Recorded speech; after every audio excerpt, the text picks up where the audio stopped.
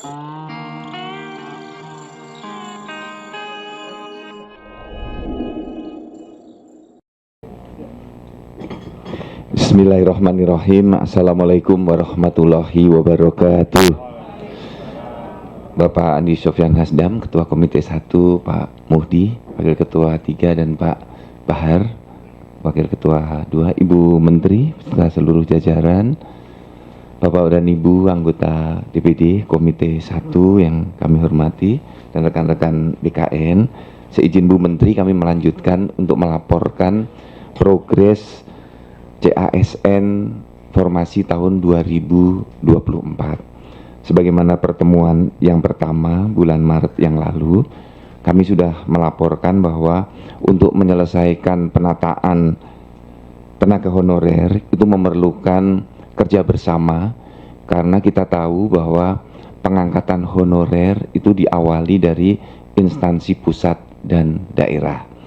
Oleh karena itu, ujung akhirnya penyelesaiannya juga berada di instansi pusat dan daerah. Dari Kementerian PAN dan RB diberikan mandat oleh peraturan perundang-undangan untuk menetapkan kebijakan rekrutmen dan menetapkan formasi sebagaimana yang diminta oleh instansi. Kemudian dari BKN menyelenggarakan kebijakan teknis terkait dengan seleksi. Contohnya seperti kita menyelenggarakan CAT, Computer Assisted Test.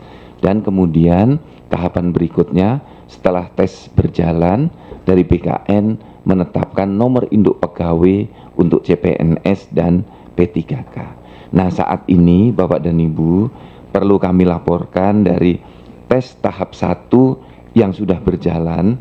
Tahapan sekarang yang sudah dilakukan adalah penetapan nomor induk pegawai dan penetapan SK CPNS dan P3K. Kami laporkan Bapak dan Ibu dari 38 provinsi, dari Aceh sampai dengan Papua, provinsi yang baru, itu hampir semua provinsi dengan isi instansi kabupaten kotanya sudah menyelenggarakan pengusulan NIP ke BKN.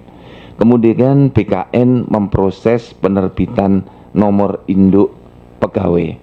Dan selanjutnya dari masing-masing instansi kita bisa melihat progresnya, berapa nomor induk pegawai yang diusulkan oleh masing-masing instansi dan berapa yang sudah diproses oleh Badan Kepegawaian Negara. Tolong teman-teman bisa ditayangkan slide, bukan yang ini,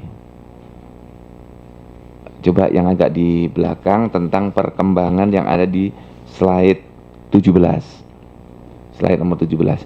Jadi Bapak dan Ibu, setelah tes selesai, kemudian sudah diumumkan perankingannya.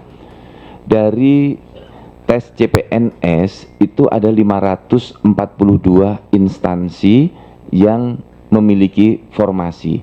Kemudian dari BKN sudah menerbitkan 374 instansi NIP-nya.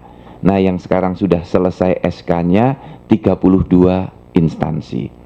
Kemudian untuk P3K tahap 1 dari 612 instansi yang ada P3K-nya, pusat dan daerah.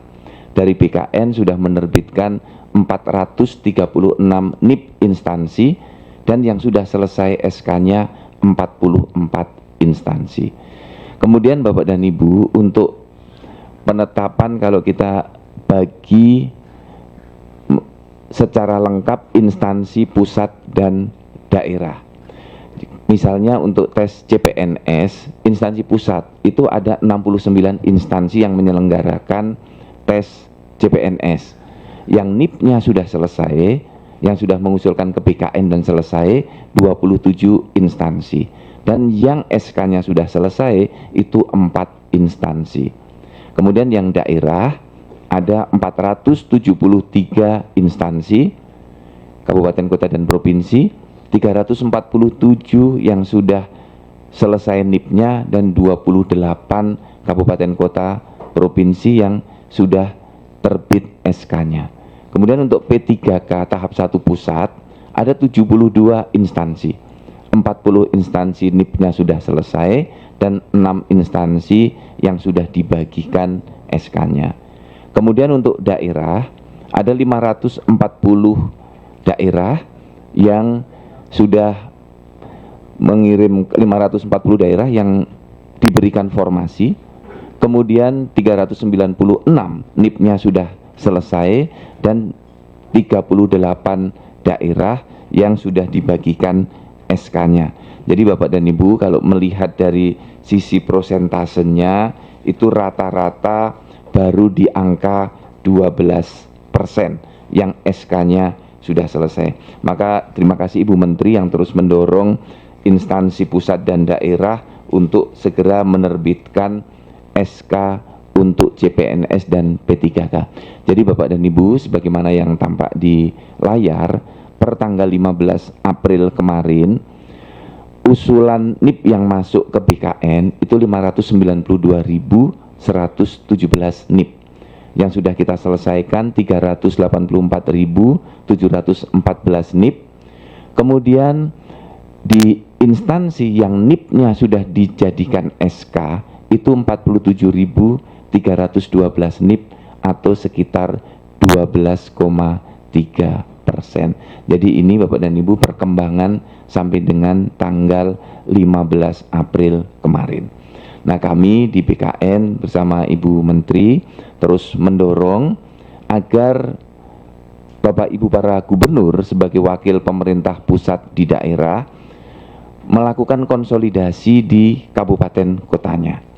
Kemudian 14 kantor regional BKN kami tugaskan untuk aktif menghubungi para kepala BKD, BKPSDM dan BKPP agar usulan NIP-nya segera disampaikan ke BKN untuk selanjutnya segera ditetapkan SK pengangkatannya.